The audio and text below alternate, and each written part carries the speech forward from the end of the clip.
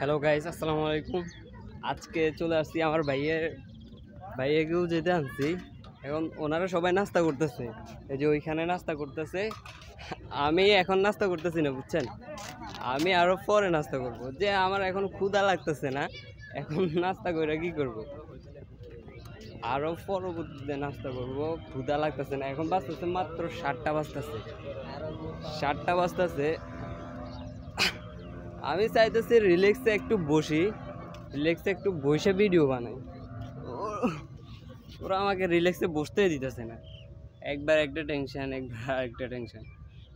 রিল্যাক্সে একটু ভিডিও বানাইতে পারলে একটু শান্তি লাগতো।